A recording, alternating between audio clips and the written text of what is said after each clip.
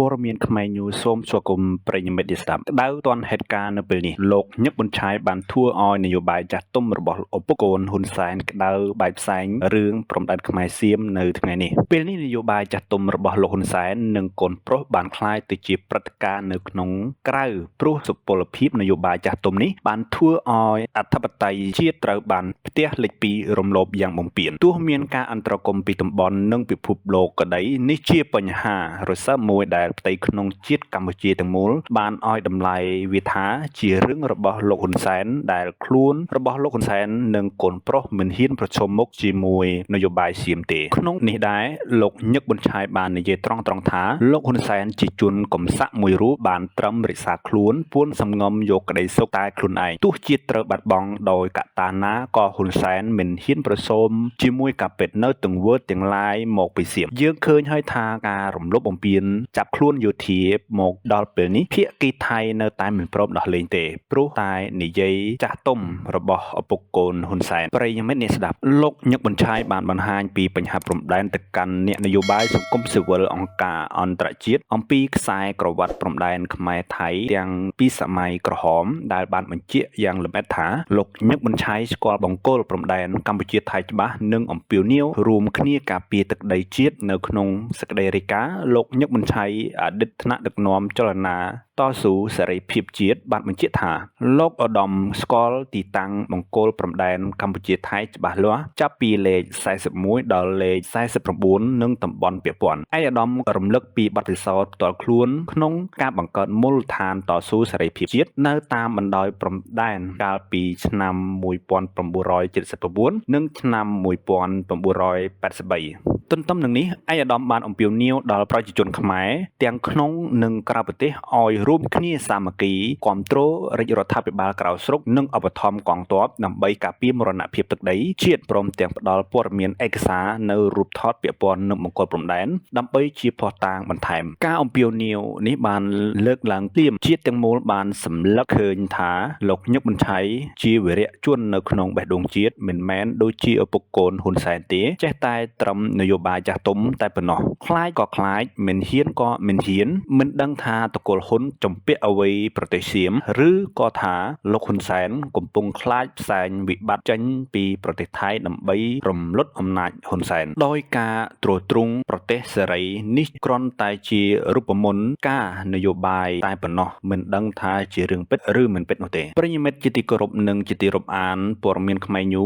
ដោយកត្តាបង្ហាញការពិតយ៉ាងនេះដែរលោកហ៊ុនសែនបានក្លាយទៅជាសំណែសល់ពីសង្គមជាតិកម្ពុជាទៅហើយថាតើរឿងនេះព្រោះអ្វីព្រោះតែលោកហ៊ុនសែនអង្គរៈនៅក្នុងដៃមានកម្លាំងទ័ពនៅក្នុងដៃមានប៉ូលីសនៅក្នុងដៃតែលោកហ៊ុនសែនគ្រាន់តែទុកវាសម្រាប់វាយខ្មែរធ្វើបាបខ្មែរតែប៉ុណ្ណោះមិនមែនកម្លាំងទាំងនេះយកទៅការពារជាតិទេគឺលោកហ៊ុនសែនបានត្រឹមទៅការពារអំណាចការពារគ្រួសារទៅវិញចំពោះបញ្ហាព្រំដែនលោកញឹកប៊ុនឆាយអតីតមេទ័ពខ្មែរបានឲ្យដឹងបន្ថែមទៀតថារឿងព្រំដែនរវាងកម្ពុជាវៀតណាមកម្ពុជាឡាវបានដំណើរការរលូនមកពីភាគីទាំងអស់មានឯកសារគ្នាយកផែនទីតែមួយមកប្រើតែខុសពីបញ្ហាព្រំដែនកម្ពុជាថៃព្រោះថៃមិនបានយកតាមផែនទីដែលបារាំងកំណត់ឡើយមានមតិផ្សេងក៏បានបង្ហាញថាថៃមិនបោះបង្គោលព្រំដែនជាមួយកម្ពុជាដោយថាថៃមិនអស់ចិត្តខ្មោចងាប់ទៅហើយក៏ដល់នៅបាសដោយសារថៃចង់មានខេត្តសៀមរាបបាត់ដំបងបន្ទាយមានជ័យកោះកុងមកវិញថៃវាខឹងបារាំងថាយកដីវាក្បែរ70ឆ្នាំមិនបោះបង្គោលទេចង់យកអង្គរវត្តទៅវិញទន្ទឹមនឹងនេះដែរភាពវាតម្លៃដល់យុទ្ធធម៌បំផុតគឺភាគីថៃបានរំលងទាំងអន្តរជាតិនិងទង្វើយ៉ាងសកម្មនៅក្នុងតំបន់ចំនួនទោះមានការចរចានិងបទសុបបាញ់ក្តីតែថៃនៅតែបន្តកំភ្លើងធំកំភ្លើងទូចត្រាស់បន្លាលួសនៅទីតាំងមួយចំនួនដែលមានភូមិខ្មែររស់នៅក្តីពួកយោធាថៃបានបណ្ដាញពលរដ្ឋខ្មែរចាញ់យ៉ាងអនាធិបតេយ្យព្រមទាំងប្រមានផ្ដន្ទាទោសពលរដ្ឋខ្មែរបន្ថែមទៀតផងយ៉ាងណាក្តីចំនួនព្រំដែនជារឿងធំសម្រាប់ក៏ដូចជាតំបន់ដែលបានឲ្យតម្លៃផ្សេងៗថាបញ្ហាចំនួនព្រំដែនកម្ពុជាថៃបានคล้ายទៅជាក្តីបារម្ភមួយដែលធ្វើឲ្យក្រុមអ្នកជំនាញសញ្ជឹងគិតដល់ផ្លូវបំបែករបស់សហគមន៍ប្រជាជាតិអាស៊ីអាគ្នេយ៍ហៅអាស៊ានក្តីបារម្ភនេះត្រូវបានអ្នកជំនាញកិច្ចការអន្តរជាតិលើកឡើងនៅក្នុងវេទិកាភ្នំពេញលើកទី4ស្តីអំពីពហុភាគីនិយម ទល់នឹងឯកតោភាគីនិយមស្វ័យភាពជាយុទ្ធសាស្ត្រនិងជំរឿសគោលនយោបាយរបស់អាស៊ានដែលរៀបចំដោយរាជបណ្ឌិតសុភាកម្ពុជានៅថ្ងៃពុធទី8ខែតុលាឆ្នាំ2025អ្វីដែលក្រុមអ្នកជំនាញបារម្ភគឺខ្លាចតែបញ្ហាចំនួនព្រំដែនរវាងកម្ពុជាថៃដែលអាចអូសបន្លាយធ្វើឲ្យប្រទេសទាំងពីរមើលមុខគ្នាលែងចំនៅក្នុងកិច្ចប្រជុំកំពូលអាស៊ានផងដែរជាមួយនឹងគ្នានេះដែរលោកញឹកប៊ុនឆៃក៏បានសម្លឹងថាចំនួនព្រំដែនរវាងកម្ពុជាថៃចំនួនព្រំដែនរវាងកងទ័ពកម្ពុជានិងថៃកាលពីឆ្នាំ2018និង2021រហូតមកមានការបង្ហូរឈាមគ្នាគឺមិនបណ្ដាមកពីក្រមអ្នកនយោបាយជ្រុលនិយមរបស់ថៃដោយបានញុះញង់កងទ័ពរបស់ថៃរហូតបង្កជាចំនួនរវាងប្រទេសទាំងពីររហូតប្រើប្រាស់កងកម្លាំងការបញ្ជាបែបនេះលោកញឹកប៊ុនឆៃបានធ្វើឡើងក្នុងឱកាសសន្និសីទសារព័ត៌មានស្ដីពីលទ្ធផលកិច្ចប្រជុំប្រធានគណៈបកនយោបាយក្នុងសម្ព័ន្ធភាពនៅវិមាន7មករានាថ្ងៃទី30ឧសភាឆ្នាំ